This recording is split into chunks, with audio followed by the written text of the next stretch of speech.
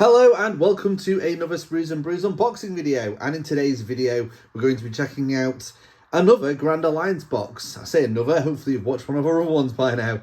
But this, anyway, I'm going off track. This one is the Chaos Warbands edition, Despoilers and Daemons. So this contains 4 classic Chaos Warbands for Underworlds, and they include brand new fighter cards, so you can dive straight down. So you can dive straight into the new edition of Warhammer Underworlds. So we've got Khagra's Ravagers, which are like your slaves to darkness. You've got the Ephilim's Pandemonium, which is like your Zeech one. You've got the Dread Pagent, which is Slanesh. And you've got the Gorechosen of Dromm, which is, of course, your corn. Wow, it's completely gone off my head. What the corn ones are called. My days, that's poor. Anyway, so there are your 4 warbands. I'm sure you're screaming at this video with what the corn one is. I can't believe I've forgotten what it is. Anyway, we're going to get this unboxed. I'm not going to spend too much time on the sprues. I'm more interested in the cards because obviously the models are quite old. But let's get this open. So we've got the contents out. We've of course got the cards, which we're going to check out in a moment. You do get all these Underworlds warbands on their original coloured plastic. So you've got your slaves to darkness there, Khagra's Ravagers.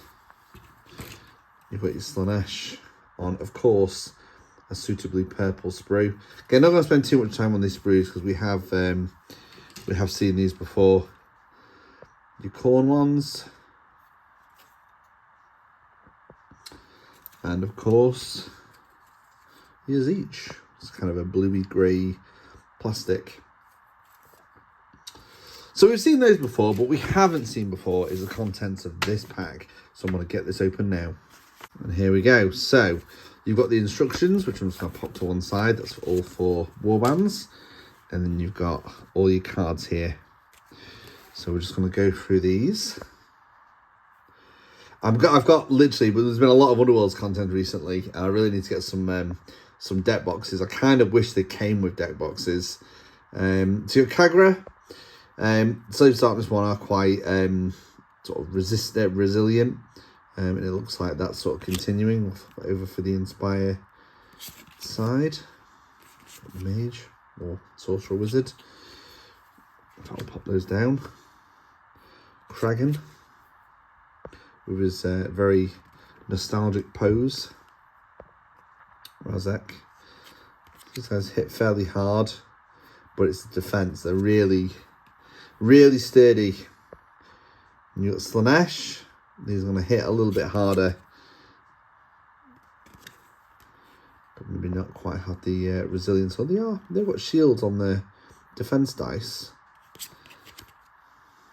So creepy. Slanesh is the creepy guard. Glissette.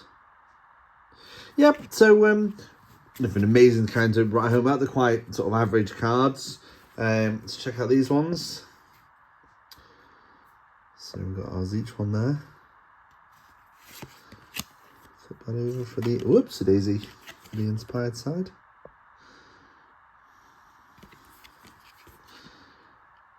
Spawn more.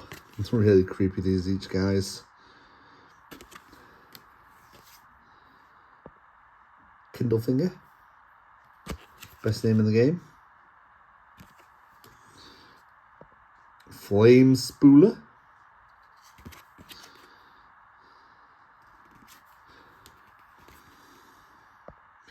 Appletrax. These like could be a bit of more of a challenging warband, I think. There's each one, and then you've got the corn one. Blades of Corn. I don't know. I couldn't get that earlier. There's Dromm himself. Nice. Maybe not as hard hitting as I expected. Oh, yeah, the Gore Hulk's a bit more beastly with 6 wounds as well. Yeah, the Gore Hulk, I like that. And we've got Herax. So there's nothing particularly outstanding about those cards. They were actually, I felt, quite similar. Just like the older ones, really. So yeah, big stack of cards, but the only ones we're really interested in are the ones in English for this video. But you have got your other languages in there. The difference between these and your sort of... there's another video up today where I've reviewed the new Seraphon one, the Jaws of Itzel. They have on their war band cards, they have some nice artwork and some lore on one side, then all mechanics on the other. On these ones, you don't get any images, you just get a little bit of text, obviously in all the various languages. Just a little thing to note, really. So let's look at Ephilim's Pandemonium. So their inspire mechanic is, if there are 2 more inspired friendly minions, inspire a leader. Duh, but how do you inspire? Don't know how you inspire friendly minions. Oh, there you go. Glorious change. Immediately after the first action step of each battle round, pick a friendly minion, inspire that fighter. Ah. That's cool. Then you stagger another one. See, like switching between your minions. That's a cool way of drawing some power cards as well. Then we've got some mechanics. I've noticed a lot of these are once per battle, but 2 of these are. But that top one, Summon Abomination, allows you to keep raising up your minions, which is really cool. Makes up for them being, you know, quite a bit weaker than some of the other cards in this box. And you've got 2 once per battle abilities as well, Fires of Change and Shared Mutations. I still think they're going to be a bit more of a challenging deck to play, but yeah, probably a lot of fun. Gorechosen of Dromm are probably a bit more just go and punch things. An inspire mechanic, after an action step, if you have 8 or more blood type tokens, inspire each friendly fighter. And then the blood type, immediately after damage is inflicted on a fighter, you gain 1 blood type token, just like in Age of Sigmar. And immediately after an enemy fighter is slain, gain a number of blood type token equal to the fighter's bounty characteristics. Cool. And then you've got 3 once per game abilities, which is kind of the standard on these cards. Not just for the ones in the Grand Alliance boxes, but also it looks like the new warbands that are coming out. We then have the Dread Pagent. That's the next themed one. They inspire after an action step. If all friendly fighters are damaged, or if there are more damaged fighters than there are undamaged fighters, you inspire your warband. So, yeah, you're not just inspiring sort of one at a time with these guys. You're inspiring them all, probably later on in the game. Inspired damage friendly fighters have +1 move. That's pretty cool. And then you've got 4 once per game abilities, which is cool. Very straightforward ones as well. Yeah, it's not bad. And then the last one is Khagra's Ravagers. Inspire after the last action step in a battle round. If there are 2 or more desecrated treasure tokens, inspire each friendly fighter. So just like the Slaanesh one, just kind of inspiring all your fights all at once.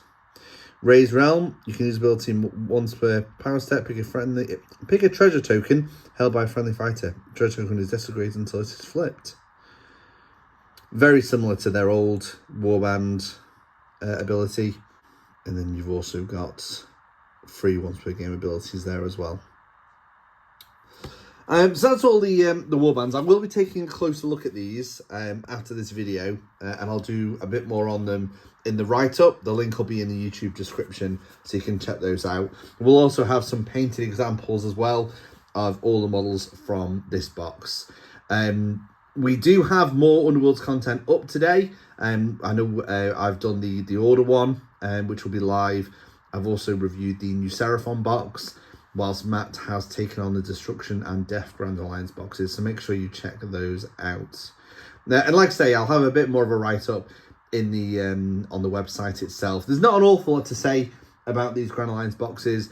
The cards seem okay. I mean, I'll have a bit more of a closer look at them. I mean, the abilities are pretty cool, the mechanics. The actual fighters themselves are not completely inspiring from first glance, but I'll have a bit more of a deep dive into them. But obviously the purpose of this video was for you guys to see the contents of the box and see if it's worth your pennies. So hopefully mission accomplished with that. So yeah, thanks to Games Workshop for sending this box for us to review. We've got plenty more content coming in the near future. So until next time, I'll see you all again soon. Bye!